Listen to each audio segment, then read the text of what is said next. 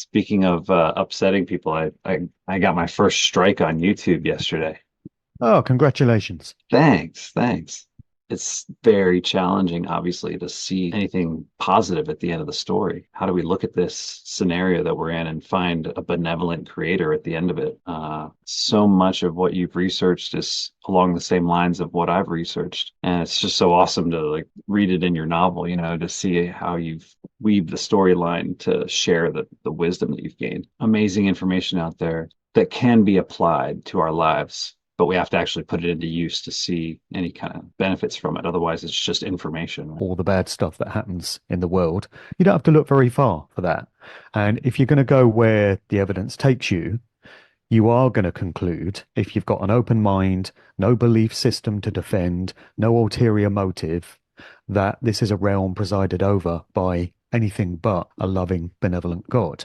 So it seems that whatever this place is, whatever we call life in this realm, was put into place by a being or a force or an entity or a group of entities that do not have humanity's best interests at heart. So it feels like a trap. It feels like a trap Yeah, to me. A loosh farm, it's often referred to as. yeah, So all the fear, the trauma, the suffering, the pain that goes on here is by design, because this place has been set up to cultivate all of that. So we can come back to that if you like, but ultimately, let's start here. Something created us. And what gives me hope in all of this is the fact that we have consciences, most of us. Obviously, there are psychopaths, sociopaths, narcissists who lack empathy and compassion and don't have consciences and don't consider the consequences of their actions. So anything is fair game for them, and they're quite happy to rampage through society, trampling all over other people, destroying their rights and freedoms, doing whatever they want. And actually, they get on just fine because this place seems to facilitate those kinds of actions. So if you're someone that is devoid of conscience and doesn't get troubled by how your actions might affect others, you'll get on great here. And you'll probably lack a lot of the suffering and the obstacles and the problems and the hardships that those of us who have consciences do reap. But the fact that so many of us know the difference between right and wrong. We know the way we should be behaving. We know the ways that we shouldn't be behaving. We know what's wrong. And that guides us in our behaviors. So where does that come from? That's coming from somewhere. And for me, that's coming from the original divine source, of which I feel we are all individuated emanations. So before we got into this realm, into these physical bodies, we came from somewhere. And I feel that whatever the out there is, the spirit world, beyond the astral realm, that's where we originated, and that's where we need to get back to. So we hear a lot about this soul trap idea, the reincarnation soul trap loop, and we hear all these stories about the astral realm, where we first go after we leave our bodies, and it seems you have to get outside of that before you're truly free. So the aim has to be to return home to wherever we started from. There is evidence for a creator of that nature, just down to the fact that we're here. So yeah. something sparked everything that there is in creation. That's why atheism makes no sense to me now. I was an atheist for many years. I was very bitter. But I didn't give a lot of thought to it, to be honest. It was during my DJing heyday. So I was traveling around, doing gigs, doing parties, just having fun, enjoying life. Didn't really think about this stuff. In more recent times, I've encountered a lot of personal hardship and struggles. And there's nothing like that to get your mind wandering and starting to consider matters of life and death and what this place is all about. So you need that trigger, it seems. You need that kick up the arse to start thinking about all this stuff. And I've given a lot of thought to these matters over the years. I've come to some different realizations this year to what was the case previously. So 2024 has been a real journey for me through my so-called God series of videos that I've been putting out. But if we look ultimately to where all this ends up, then there has to be some hope there. And the hope lies in the fact that we are, individuated units of this original God consciousness. I mean, without that, what would be the point, quite frankly? What would be the point of carrying on? Because if you accept that this realm is presided over by some sort of negative entity, we can call it Yaldabaoth, the Demiurge, Rex Mundi, Yahweh, Satan, whatever name you want to put on it.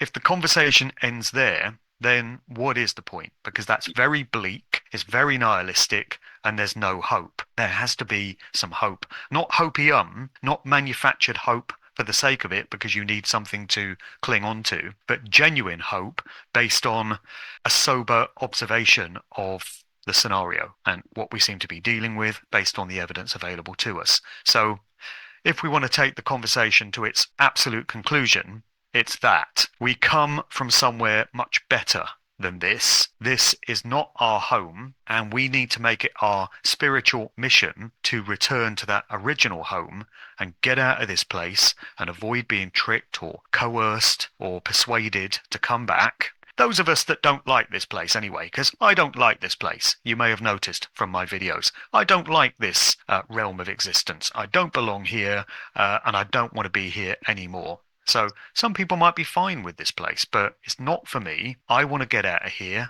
and I'm sure many people watching this will feel the same. So the question becomes, how do we achieve that?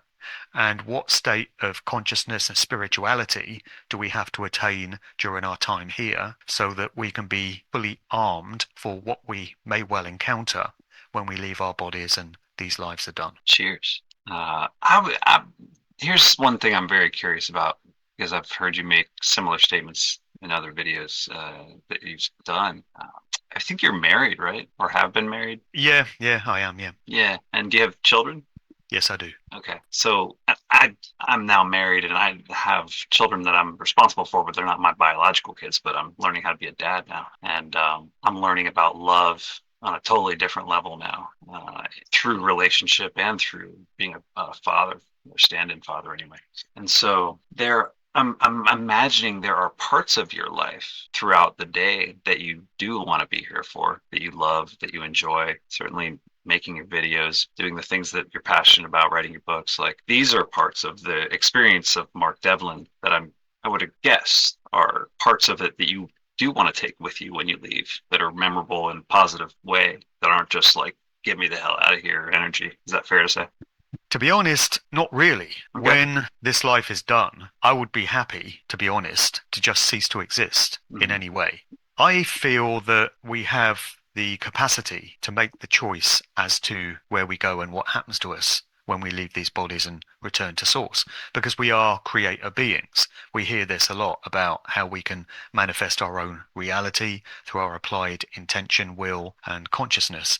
I struggle with that because there's certain scenarios that I've tried to manifest in my life. I'm told constantly, you're not doing it right. You're asking the wrong way. You want it too much. So there's a lot of flaws in this idea of manifestation. And I've got this coffee shop analogy, which I published a Yeah. few months ago. I need to make a video version of that actually with actors playing the part of the coffee shop It's girl hilarious. customers that go in. Yeah, I'm going to do that soon. I'm going to find some friends and film that because I think it'd make a really great video. But I do accept that we are creator beings at our core. This is why the so-called elites, the psychopaths that run this realm, this crazy place, spend so much time trying to affect our consciousness through predictive programming and propaganda and all the stuff they put in TV shows and movies and entertainment generally, because they're trying to steer our consciousness in certain directions. They want us thinking certain thoughts, cultivating certain belief systems and behaviors and the way we see the world and our place in it. So they're constantly trying to affect that. And it's a full-time job for them. It never stops. The minute they stop doing it, there's a very strong chance that humanity might start to head in some very different directions to what it is right now. So it's an incessant effort on the part of the sickos. There's a reason why they do that, because they recognize that we do have the capacity to a very large extent, shape the sort of experience we have. I mean, as I say, there are flaws in the system, but I still believe it can be done. So we can probably take that with us when we leave. I mean, I'm guessing, because nobody really knows. We have near-death experiences who've come back and told us what they've experienced before they were sent back into their bodies, because so many of them say that they wanted to stay in that beautiful, blissful place that they found themselves in, and the last thing they wanted to do was to come back into this hell, but for whatever reason, they came back into their bodies. So we've got their testimonies, but beyond that, we don't really know what we're going to encounter and what lies beyond. We just have to give it our best guess. So I think you can probably create whatever reality you want. And if you decide you've just had enough of it all and you don't want to exist anymore, you can probably just go into oblivion. Some people might find that horrific, an idea. For me, it's quite comforting because I've not had a great time here on Earth, and I would be very happy to get out of it. I never want to come back in any way, shape, or form. So it's going to be my dedicated mission to ensure that that never happens, whatever it takes to achieve it. But in the meantime, as you say, I just have to keep ploughing on. I find a lot of solace in my work. I consider myself very grateful to have landed into the line of work that I do, because making my videos, doing my public talks, writing my books, going on podcasts like this literally keeps me going, keeps me alive. Then there's the family commitments as well. I do have a family and I'm obligated towards them. I can see the way human society is headed to hell in a handcart very quickly.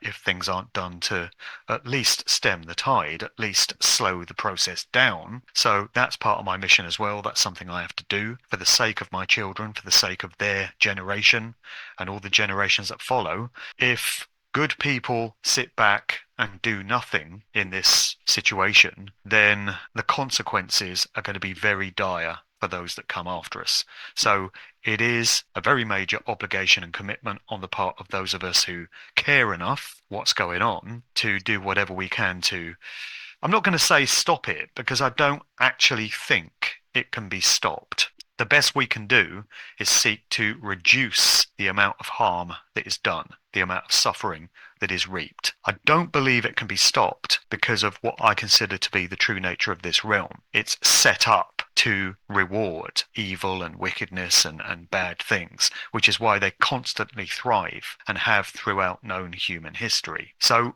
you can't fix this place because it's unfixable. But that doesn't mean we should sit back and do nothing and say, oh, well, what can I do? We still have a duty to do whatever we can during the time that we have here to make the best of the opportunities afforded to us in these lives. So that's what we all need to be finding ways of doing, those of us who care enough. That's a life worth living. Sure. It's very difficult for me to recall the state of consciousness that I was in prior to the one I'm in now. I've actually just put together an 18th anniversary version of my very first book. So long before the Musical Truth series, I actually wrote a book in 2006 and I self-published it in January 2007. And it was called Tales from the Flip Side. It was a collection of anecdotes and funny stories from my years in the DJing game. And it was written at a time before I'd woken up, to use that term, or embarked on a journey of consciousness, if you like. So I was very much stuck in a normie state of mind. And the only things that mattered to me back then were parties, clubs, tunes, women, these kind of things. Just a very shallow, vacuous sort of lifestyle. But I'm putting it out again with a new foreword and with new footnotes from my current perspective, because I think people will find it interesting to read what state of mind I used to be in. And it's good for me to remind myself of that as well, because sometimes I forget. Sometimes it feels like I felt the way I do now about the world and about the true nature of this realm forever. And I haven't. It's only been since about 2008. It was just after that book was published, actually. Mm-hmm. So where I am now with all the stuff that I do, people often tell me, oh, it's great that you do so many books and talks and stuff. And, you're an inspiration. And that's great that people find value in my work. I'm very thankful for that. And it makes it all seem worthwhile. But I often find myself thinking, well, actually, there's nothing really special about what I do. I'm just using my experiences and whatever skills or talents I have for writing or doing radio shows or whatever to do my best to put information out and try and help and inspire others. And I just feel like everyone should be doing this, not necessarily doing podcasts. I know not everyone is comfortable going on screen or going behind a mic, or not everyone can write a book. It's just not within their skill set, but everyone can do something. And so, you're doing your podcast, which is great. But so often people message me and they say, "Oh yeah, I found so much value in your work, and I look at this author and this speaker, and I've taken on these teachings and stuff, and it's really helped me enrich my life." But if the story ends there, how's that helping humanity at all? It's not changing anything. That one individual may feel that they've enriched their life and they now have more knowledge and wisdom than they used to. But if they're not going to find some way of applying that to the world and putting it out there for the benefit of others, then we're simply not going to move forward. We're just in a state of stagnation. So everyone has to find some way of doing something to oppose this control system, which is attempting to take humanity down a very dark road, or at least to help and support others who are engaged in that work. And this can take all kinds of forms. It doesn't have to be podcasts and books. It can be designing websites. How about designing websites for an author and researcher that is putting information out and wants to disseminate that information in a more effective way? How about starting a TikTok or an Instagram channel for that individual, or a YouTube or a BitChute channel, so that they can get their videos out more freely? How about designing flyers for events that they might be doing, speaking events or whatever? How about just doing community stuff, linking with individuals in your area, growing food? If you can grow food and get that to others, that's great. If you can do odd jobs, if you can put up fences and walls and you can help somebody out that's doing great work and you feel that you can't do that type of work, but you can support them in this way. There's all kinds of ways that people can get involved in trying to make things better for those of us who are very concerned about where things are headed and just haven't got our heads stuck up our asses and are just going out shopping and watching telly and doing not a whole lot else. That stuff doesn't move things forward. And also sitting on the knowledge that you've got and doing nothing with it doesn't help things move forward. So Yeah. just leave it there. But there's nothing like having a fire lit under your ass to motivate you into action. So if you've got a nice, cozy, comfortable life, you're going to want that to continue. So there's a fairly strong chance that you'll never change your behaviors and step up and, fulfill your obligations because everything's great for you. Yeah. And this is the problem with so many people who have got cozy, comfortable lives, or they perceive them to be cozy and comfortable. There's no motivation for them to change anything that they do. You touched on there the observation that the creator of this realm could have done so much of a better job. And I've mentioned this before in my videos. And to me, it's very obvious. And I've been accused by those of a religious persuasion of claiming to be some sort of God or better than God when I make the observation that there's so many better ways that things could have been done. And it's not that at all. It's just that I'm looking at what we have, and specifically, I'm looking at a world in which, for some reason, it's necessary for all living things to consume the energy of other living things, whether it be plants or animals, just in order to live another day. So what is that all about? I can see so many better ways that human bodies and the bodies of other living sentient beings could have been designed so that that's not necessary. So what we do have is an absolute horror show, a bloodbath in the natural world every single day, with creatures hunting down and killing other living creatures just in order to survive. Just imagine the pain, the suffering, the trauma, the horror that's experienced by all those beings, and just, consider the magnitude of all of that when it's combined. Why is it necessary? Why can't we have bodies that don't need food, that can just live off prana, air? How about that? There's breatharians, of course, who claim that you can do just that, but it's a very acquired skill. And then just the human body itself, if we can get graphic for a moment, we urinate and defecate. What's that all about? Why is it necessary?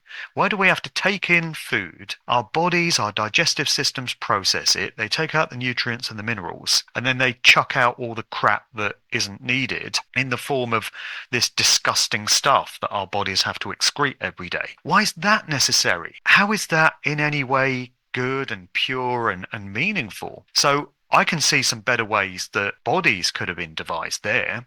I can see a better way that the natural world could have been designed without the need for predation. It's not difficult to see. And when you look at what we do have and the way it's been set up, the only logical conclusion that I can come to is that the creator of this realm wanted things that way because it wanted the suffering and the death. It's a necessary part of this construct. So that tells you that we're not dealing with a loving, benevolent creator. It's amazing to me the mental gymnastics that those of a religious persuasion will do, and this is pretty much all orthodox religious systems, to justify why God would have wanted this. But to me, the outlook is very clear, which is that this God doesn't want what's best for us, and this place is set up to cultivate all this stuff. You know, there's a claim in certain belief systems that it's there to provide a sustenance, a food source, spiritual food source for this god, this demiurge, or these forces that exist just out of human sight, and that may well be the case. But uh, whatever view we take on things, it's pretty clear that this reality is horrific, and it's not something that I want to be a part of for any longer than I have to. I used to subscribe to this more new age kind of spiritual standpoint, which states that karma exists and is real, and there's consequences for our behaviors and actions. And the reason humanity is in such a bad state is because of the choices that humanity has made. So, in other words, we've chosen this. We've brought this about, this terrible state of affairs that we have. All the death and the suffering and the hardship in the world is our fault. That is the definition of gaslighting, making somebody feel guilty and responsible for something that they didn't actually create themselves. I'm not saying that we should rampage through life doing whatever we want and taking away other people's rights and freedoms. There is a moral code that we really would do well to adhere to. But I don't subscribe to the idea that we collectively have caused this anymore. I used to. So look around at all the stuff that happens in the world and look at where humanity is headed according to this New World Order master plan that they're trying to unveil with every passing day. How am I individually and you individually responsible for that? How do I and you individually deserve that? We don't, do we? And neither do many good people that I know who are trying to do their best, trying to live their lives morally, ethically, trying to consider the outcome that their actions are going to have on others. They don't deserve it either. Yet we're all lumped in together in collective punishment, and we're all having to reap the consequences of many others who don't care. Because, of course, there are people with cozy, comfortable lives who just go shopping and eat at McDonald's, come home and watch the soap and go to bed, get up in the morning, go to work, do it all over again. And that's all they ever do in life or think life is all about. Their inaction is causing what's going on and the way humanity is headed.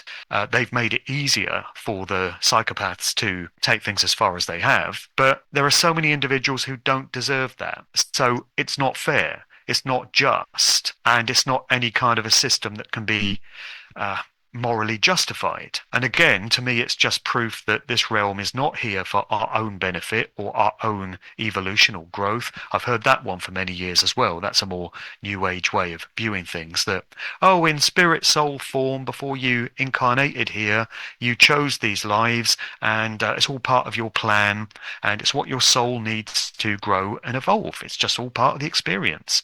So that way of thinking made sense to me for many years, but it no longer does. I wholesale reject that one now. And the example that I often give is, try telling that to the parents of a young child who was abducted by a paedophile or child sex trafficking gang and was raped, tortured, and murdered. Tell them that was part of that child's life plan. Tell them that's what their soul needed to grow and evolve, and see where it gets you. What can you possibly learn from that kind of experience? What can a soul gain in terms of its evolution from going through that kind of horror.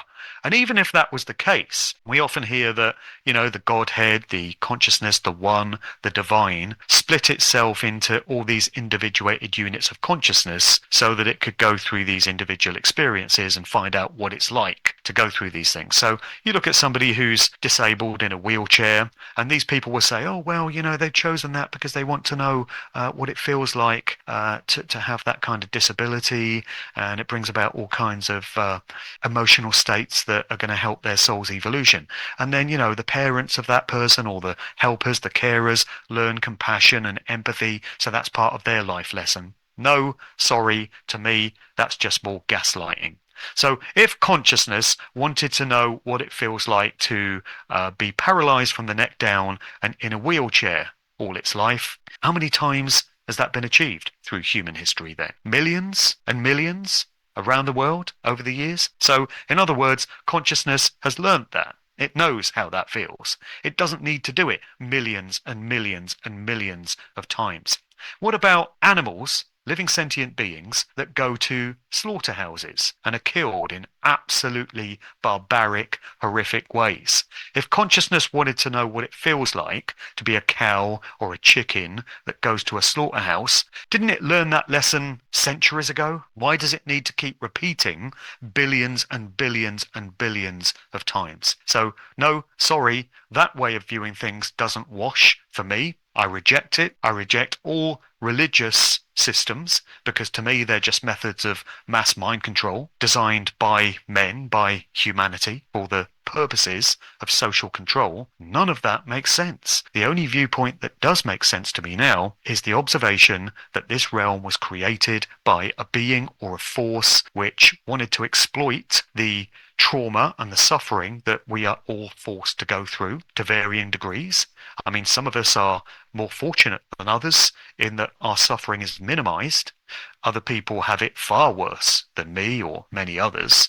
But in all our lives, there is suffering and hardship to some degree. It's not there to enrich us. It's not there to help us grow and evolve. It's there by design because that's the way this system was set up. So again, just circling back round to how this conversation started, the best we can hope for is to get ourselves out of here, do the best we can for others, live as morally as possible during the time that we're here, but make it our mission to escape this place and never come back. That's certainly my personal mission now, and that's the code that I'm now living by.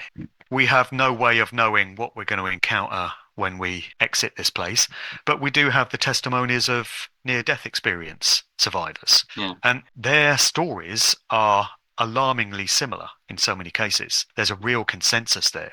So many of them say that when they leave their bodies, they suddenly feel very light. They're not weighed down by physicality. They're not in their bodies anymore. They're non-corporeal. And so many of them say that they experience these beings of light who present themselves in differing ways.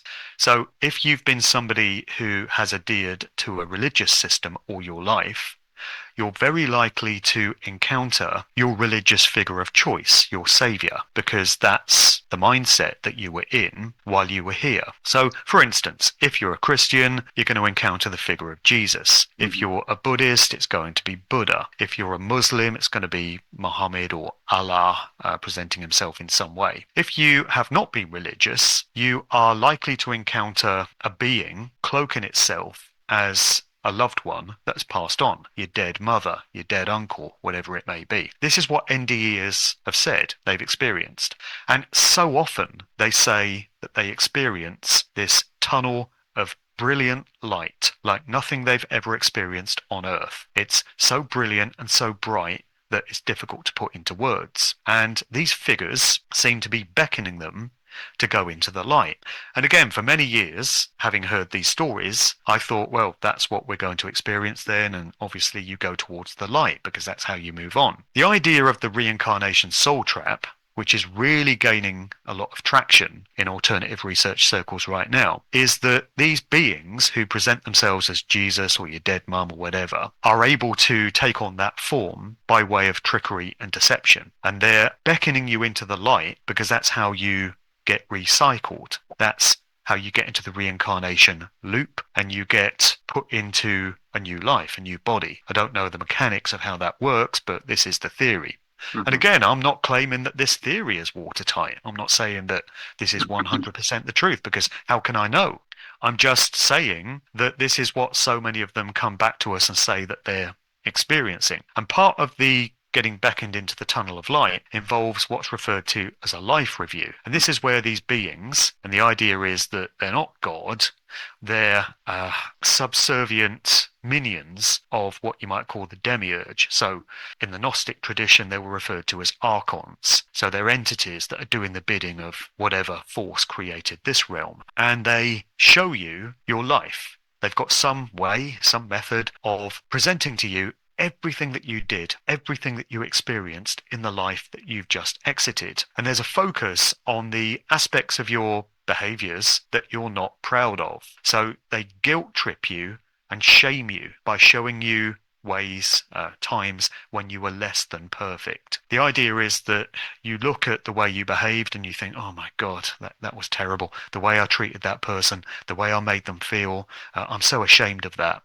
And they'll then say, well, you need to put it straight because you did these bad things in your life. You need to go back and fix it. There's work you still need to do. The mission is not yet complete. And they're trying to get you to consent, it seems, to going back and doing it all over again and trying to fix your karma. You can't fix it. It's unfixable because you never stand a chance. With any life you come into, you're going to behave in certain ways because of the way this place is set up. It's very challenging here. It's very difficult to get through. Even if you were a monk in a monastery in Tibet who spent 12 hours a day praying and chanting and meditating, there are still going to be things that that individual will do that are less than perfect because nobody can be 100% perfect because of the way this realm is set up. So they're always going to be showing you aspects of your life that were less than perfect and trying to get you to come back on that basis. So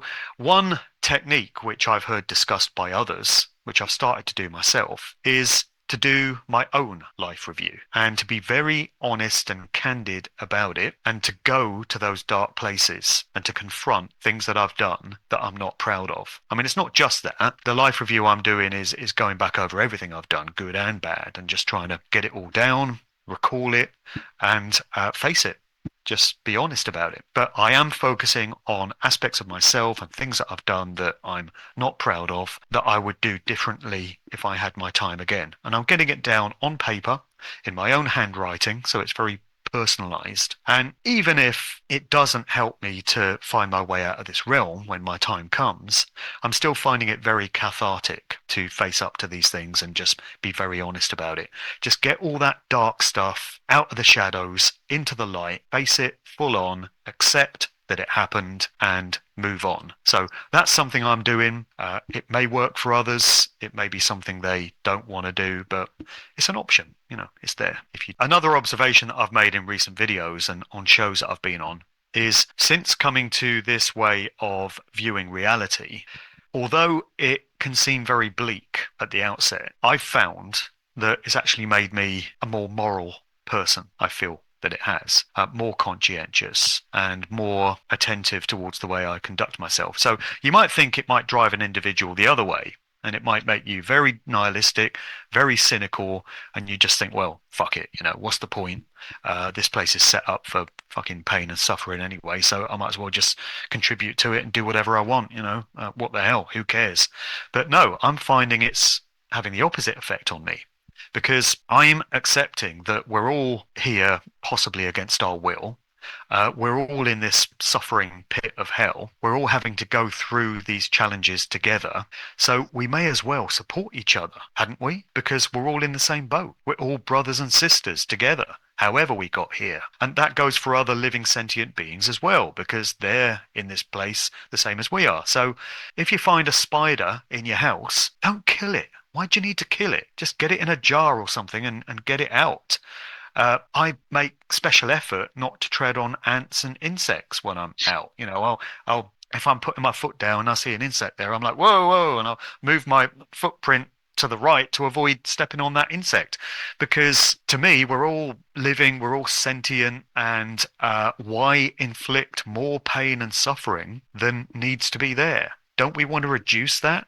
Isn't minimizing pain and suffering what we all want? Isn't that the kind of world we'd prefer to live in? So, interestingly, this viewpoint has driven me in that direction. Everything has been put into place by an original creator God. So, this realm, I believe, was created by a lesser god, a force which is referred to as the demiurge and all these other names. And that's not the original true god. It's a being which wants to be like the original creator god, but cannot possibly be because it's much less than that. So the original creative force is out there somewhere. I mean, one question I do have, which I've been asking all year, is how could the original creative force behind everything have allowed this realm to have been created, have allowed this demiurge being to have usurped it and somehow created this place and forced or tricked or coerced us souls into incarnating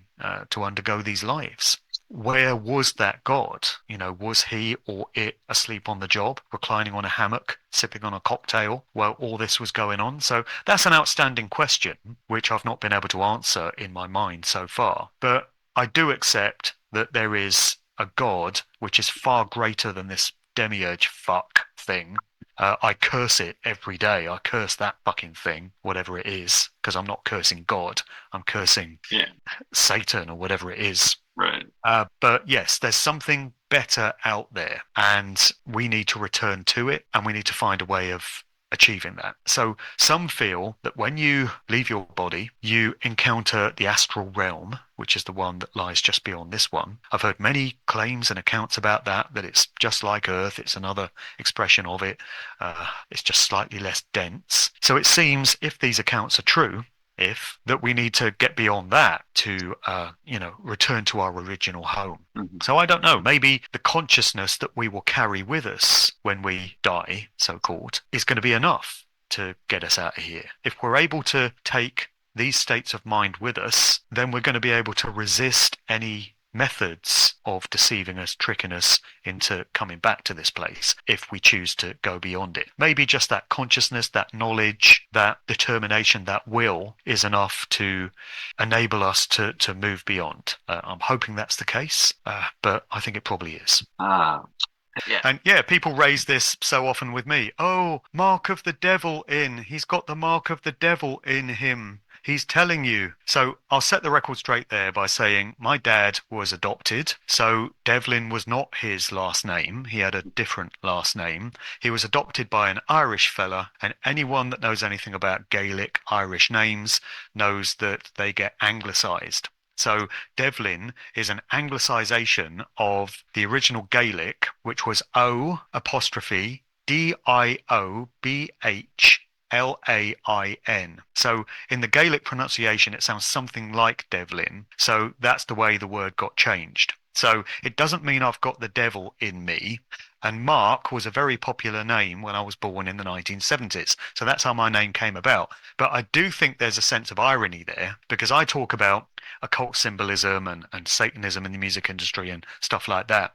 And my name is quite similar to a lot of that stuff. So yeah, I mean, to me, this ties in with the way I see the nature of this reality. So you hear a lot of people stating that it's a kind of simulation, it's like a virtual reality video game matrix, and that's actually how I see it. I think it's made up of coding, like computer coding. So for many years, I heard people talking about energy, frequency, and vibration. Nikola Tesla said, if you want to understand the universe, think in terms of energy, frequency, and vibration. And he was right, because we all exude energetic frequencies at different levels, and we can attract towards ourselves scenarios, happenings that resonate with our energetic frequency. But you can also make the analogy that computer coding applies here, computer style coding. And so it's a crazy thing. I was thinking the other day about matters of life and death and mortality as I was driving on the motorway, and a van overtook me. And I just happened to glance at the name on the side of the van, pure cremation. What were the chances? Then I was thinking the other day about a friend of mine who I was going to do a podcast with. So I was considering what questions I was going to ask him. A van overtakes me. It's got his very name on the van. No one's going to tell me that that's just random coincidence. What's happening there is because of the way this reality is coded, the coding is arranging itself and forming itself around you and your experiences. So the name on that van carried certain coding, or you could say an energetic frequency. And because I was thinking about this guy with this name, the coding brought that into my existence. There's no way that was a coincidence. What are the odds of that being a coincidence? Billions to one, probably. How many times have you woken up in the morning with a song in your head, and then later that day you walk into a cafe or a shop or switch the radio on, that very song is playing? And it's a song you haven't heard for years, and it's a song you don't normally hear played on the radio. What are the odds of that being a coincidence? Billions to one. So to me, it's testament to the true nature of this reality at its core, which is, if you want to use that analogy, computer coding arranging itself in the way it does a computer software program or a virtual reality game, something of that nature. So that's the nature of this reality. And you mentioned there getting outside of it and going to something that lies beyond. There's no coding there. I think you would agree. There's no density. There's no space, time, solidity. That doesn't exist outside of this realm. The passage of linear time doesn't exist outside of this realm. It's part of the construct of it because we have to age. If we don't age and our bodies eventually decay and give up, then there'd be no physical death. And so this reality wouldn't be able to keep functioning if the fear-based energy that we exude is the food source for the entities that created it. So these things are only present in this realm, but they're not present when you go beyond it. NDEers talk of feeling very light and seeing this brilliant light and feeling this bliss and this euphoria that's like nothing they've experienced on Earth. So the fact that you have people with interesting names supports the idea of this computer coding type situation arranging itself. How about Mark Passio? I know he's not everyone's cup of tea because he rants and shouts a lot, but think about his name, Passio. What does that mean when you take it back to the original Italian? It means passion, passionate. Mm-hmm. Is there a more passionate individual out there than that guy when he starts ranting? And it's there in his name. And you get so many examples of this. What about the Japanese guy? Who talked about water having consciousness. Dr. Masuro Emoto. Yeah. Emoto, as in emotions, emotive. That's what he spoke about. He spoke about consciousness and spirituality and stuff. He was very emotive, and it's right there in his name. Yeah. And there's so many other examples of that. So I don't think there are entities who are poring over the fine detail of this reality every minute of the day. So we're not being monitored by these forces, and they're not saying, okay, Mark Devlin driving on the motorway, I'm going to send a van that says pure cremation on it past you in your car. So there you go. That's you. Patrick Tripp over there. I'm going to make this happen to you. No. The construct has been set up, it's been coded in a certain way, and it's just left to run. It's left to run by itself. It's automated. So you were speaking earlier about you had a YouTube channel taken down because the algorithm spotted something it didn't like and it took it down. There was no human looking over your channel and say, oh, no, we can't have him saying that. Let's delete that. The algorithm did it, the AI. Yeah. No human input required. It just happened because the system was set up. The construct was set up that way. And that applies to these lives in which we find ourselves.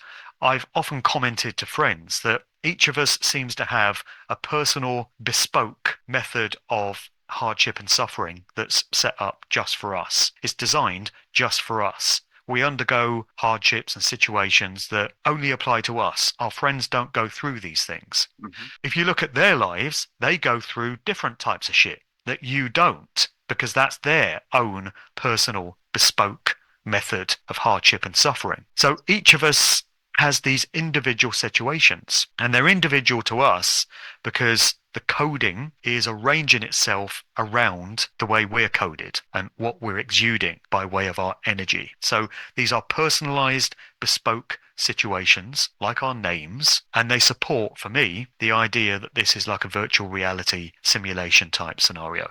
I didn't feel that before this year, but that way of looking at things and that way of ratifying and quantifying this reality makes a lot of sense to me now.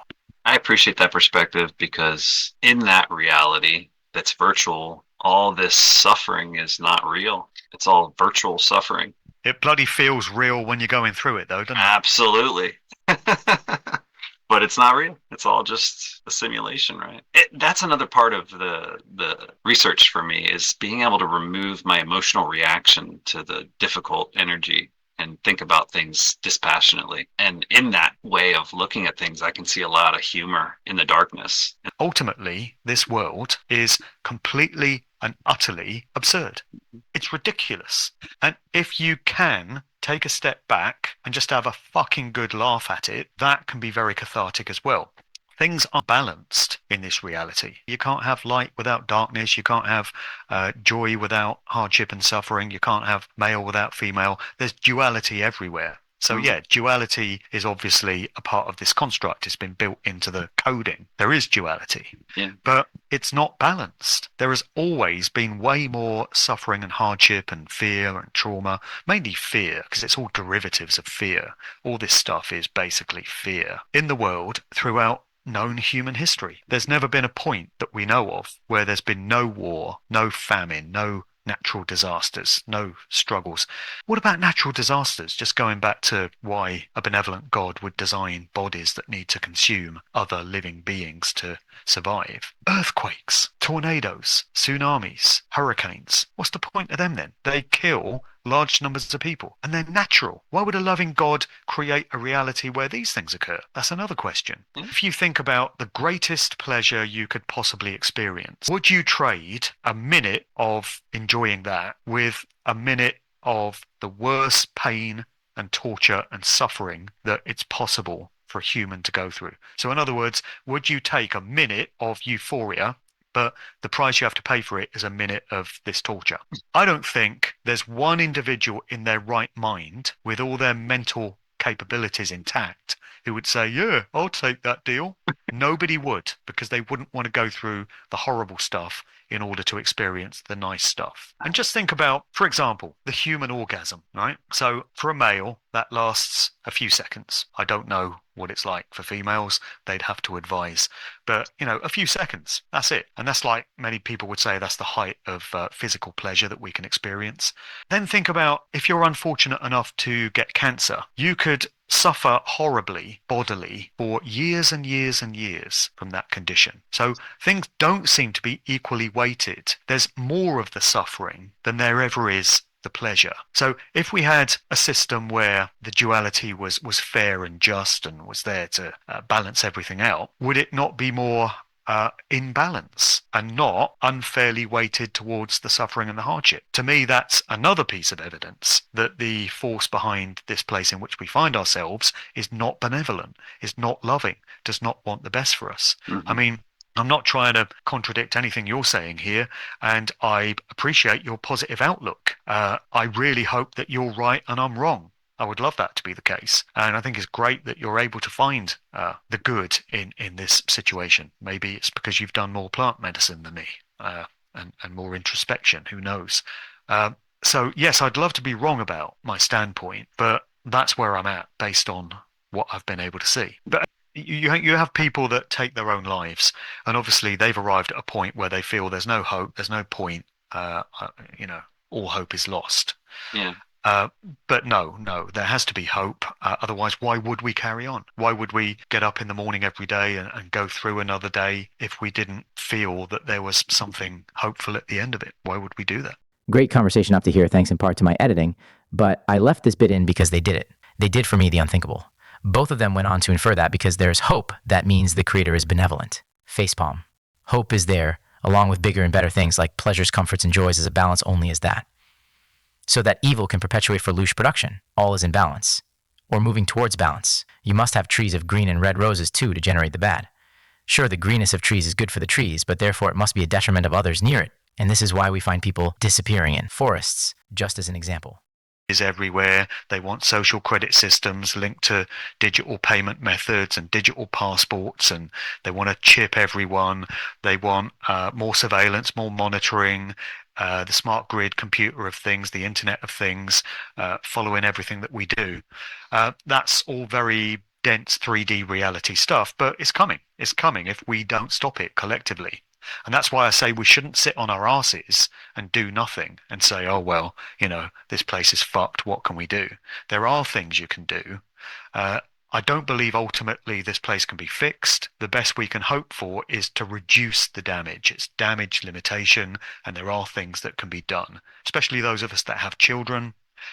Think about what the next generation is going to have to live through if our generation doesn't step up and do what it must to limit the amount of damage incoming. Yeah, I recently reconnected with a friend that I hadn't talked to in about 10 years, and he's an atheist. And he, just in catching up with him again, I'd learned that he's currently looking to buy a piece of property. He's in Italy, out in the middle of nowhere, and do his best to build a sustainable place, off the grid, where he doesn't need to have any reliance on outside sources to survive. And that's all based on research he's done since 2020 that has nothing to do with spirituality. Just being able to see, he referenced the Truman Show and said, it was like 2020 for him. It was like they took the dome off the top of the set, and you could see that everything was connected. And he was disgusted by it. And ever since then, he's been on this path towards trying to detach himself from all this corruption and all these things that he's participating in. He didn't realize it. Still an atheist, not looking at it spiritually, but he's on this trajectory to find a property. And that's the trajectory that my wife and I are on too. Independently of each other before we met, we both wanted that because we saw where things were headed with this agenda. And maybe it doesn't even help to get yourself into a sustainable property, and we'll find out when that reality evolves, but at least it's something we can do that is not participating in the coming nightmare, right? So that gave me hope to see that someone that he hasn't been part of my life for 10 years, but he's on his own independent trajectory, having nothing to do with spirit. And it's the same way I'm heading, So it's like-minded people are all independently having these realizations all over the world right now. And as David Icke talks about all the time, it's happening in droves now after 2020. So what might seem like it could take hundreds or thousands of more years for people to finally wake up could be in the next 10 years for all we know.